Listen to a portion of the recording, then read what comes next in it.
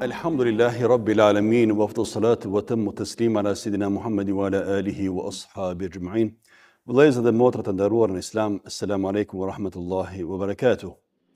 Unë në radhë të parë i drejtohem rinis islame këtu në Zvicër dhe në Perëndim përgjithësi, me disa këshilla duke konstatuar disa nga sfidat, nga ato problemet më të mëdha me të cilat ballafaqohen të rinjtë dhe të reja tonë në veçanti gjatë muajit të Ramazanit. Sfida e parë, të cilën unë kam konstatuar, është se shumë të rinjtë dhe të reja agjerojnë vetëm se është zakon familjar, ashtu e ka gjetur në familje dhe ashtu edhe agjeron, vetëm se agjeron familja, agjeroj edhe unë, është zakon, është tradit. Ndërka që kjo, edhe pse është mirë, është përcjell nga familja dhe me edukimin që nga fëmijëria, ndërka që nuk mjafton për të përfituar në mënyrë efektive nga agjerimi. Prandaj, një agjerim pa qëllim dhe pa vetëdije vërtet e ka efektin shumë të shkurtër. Një sugjerim nga ana ime për të rinjtë dhe të rejet është që të lexojnë pak më tepër, të dëgjojnë pak më tepër, të thellohen më tepër, të kuptojnë kuptimin, rëndësinë dhe urtësitë e agjerimit. A thua pse agjerojmë, për kë agjerojmë dhe çfarë përfitojmë ne në radhë të parë. Duke shkuar gjithnjë në drejtim të asaj që çdo urdhër të Zotit ne fillimisht e zbatojmë vetëm se është urdhër i Zotit, sepse ai di më së miri për çfarë kemi nevojë ne. Prandaj edhe të gjitha këto norma fetare ai ka parë për ne e jo për ata. Ai s'ka nevojë pas njërin prej tyre. Prandaj, në momentet kur ta kuptojmë se çfarë urtësish, çfarë të mirash dhe çfarë benefitesh na sjell agjerimi në radhë të parë për ngritjen tonë shpirtërore, pastaj edhe për dimensione të tjera të agjerimit, si ai shëndetësor, ai social, psikologjik etj. Besoj që atëherë do të jemi më të përgatitur, më mirë, të aftësuar, më kompetent, më vetëdijshëm se çfarë jemi duke bërë dhe për çfarë jemi duke u angazhuar. Këtu vim edhe te sfida e dytë pastaj, që shumë të rinj dhe të reja këtu në Perëndim ballafaqohen me presionin e shoqërisë dhe normalizimin e asaj që është ndaluar në Islam. Kështu që shumë të rinj të cilët agjerojnë vetëm se është zakon, duke mos qenë të vetëdijshëm, duke mos pasur ndonjë qëllim të caktuar të agjerimit, atëherë këta edhe sfidohen shumë kollaj nga të tjerë që janë musliman, ose edhe nga të tjerë të cilët ndoshta edhe tallen me Islamin ton ose edhe me agjerimin ton. Prandaj, shumë e arsyeshme është që në këtë momente të rinj dhe të reja tona të mos turpërohen pse janë musliman dhe muslimane, por të mburren me Islamin e tyre. Dhe agjerimi i tyre mos shkaktoj dobësi të karakterit dhe identitetit të tij dhe të saj, por se të krenohet, të mburret me atë çfarë është. Po, unë jam musliman, dhe në fen tonë agjerimi është një prej shtyllave kryesore të Islamit, dhe ne agjerojmë në formën si e kemi ne, duke pasur parasysh se edhe të tjerët agjerojnë, por në forma të tjera, duke shkuar edhe sidomos si vetë nga në drejtim të asaj që edhe të krishterët këtu në Perëndim kanë filluar thuajse paralelisht me ne të agjerojnë. Prandaj, ma parasysh se në të gjitha fetë, parafërsisht ka një lloj agjerimi, atëherë kjo do të ishte një mbështetje e mirë për të rinjtë dhe të reja që do thonë shikoni, edhe në fetë tuaj ka agjerim, ne nuk përzihemi në forma se si agjeroni ju.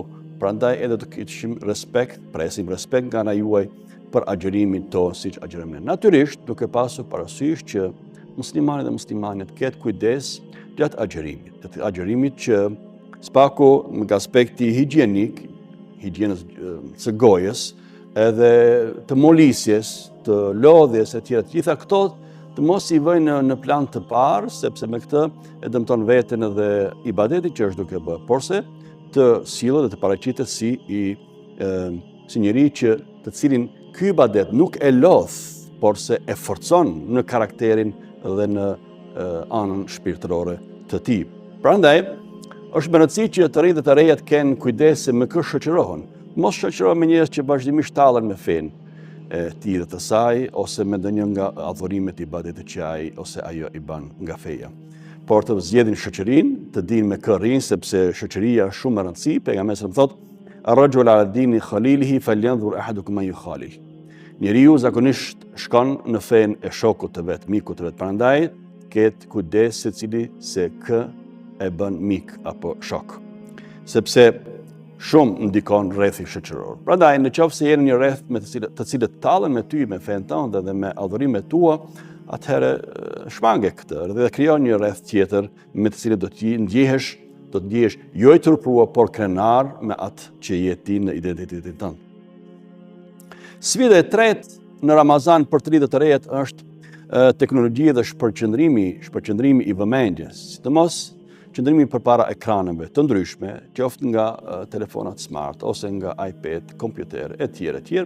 Pra qëndrimi gjatë rreth tyre tregon shfaq një shpërqendrim, një dekoncentrim të muslimanit dhe muslimanes, kështu që shumë kohë humb edhe aty duke harruar se është duke agjeruar, pavarësisht pamjeve që ndoshta edhe si janë të lirueshme fetarisht, mirë po shpërqendrimi më i madh është ai i mendjes dhe ai i vëmendjes dhe ai i vetëdijes se çfarë jam duke bërë, pra i agjerimit. Kështu që është mirë muslimani dhe muslimania e re të ndajë një kohë të caktuar, pra brenda ditës unë do të ri vetëm kaq minuta ose vetëm kaq orë në mediat sociale për shembull. E pjesën tjetër do ta kanalizoj në veprimtari tjetër në ibadet, para së gjithësh me agjerim, me namaz, me lexim Kur'ani e të tjerë. Sfida e katërt dhe e fundit do të ishte lodha dhe ritmi i shpejt i jetës moderne. Është puna, është shkolla, është angazhimi, shitblerja, familja e kështu me radhë, gjithnjë në lëvizje të përshpejtuar.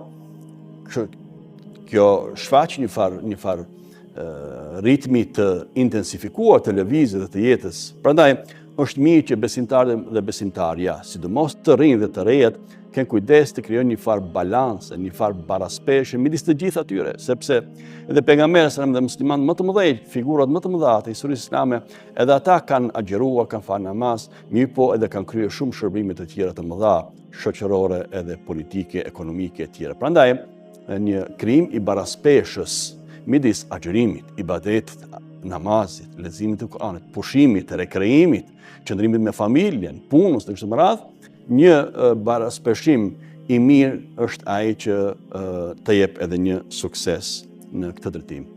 Dhe për fund unë dua të them që Ramazani nuk është një muaj i cili prej nesh pret të bëhemi perfekt, të pa gabueshëm. Nuk jemi të tillë. Mirë po është një shkollë, është një trajnim shumë i suksesshëm për ngritjen tonë shpirtërore dhe për pjekjen tonë në brenda shpirtit tonë, të sinqeritetin radhë të parë dhe të përpjekjes. Allahu në Kur'an thot: "Walladhina jahadu fina lanahdiyannahum subulana." Ata që përpiqen në rrugën tonë, ne do t'i udhëzojmë ata drejt rrugëve më të mira të suksesit në jetë. Prandaj, nëse gjatë Ramazanit ne kemi arritur, pra nëse ky Ramazan ka arritur që prej nesh të bëj njerëz më të sinqert, më të disiplinuar, më të ndërgjegjshëm, më të vetëdijshëm, më afër Zotit, tek e fundit, njerëz më të mirë nëse ky muaj në Ramazan, atëherë ky do të ishte sukses. Allahun e lutim që të gjithë neve na pranoj agjerimet tona, ibadetet tona dhe nëpërmjet këtyre ibadeteve ne të ngrihemi si individualisht në aspekti ynë shpirtëror, por edhe në mënyrë kolektive, në mënyrë sociale. Kështu që të mirat, begatitë e Kur'anit dhe të Islamit të shfrytëzojmë dhe të shohim në mënyrë të përbashkët edhe jo individuale. Allahu kabul agjerimin dhe çdo formë tjetër të ibadetit.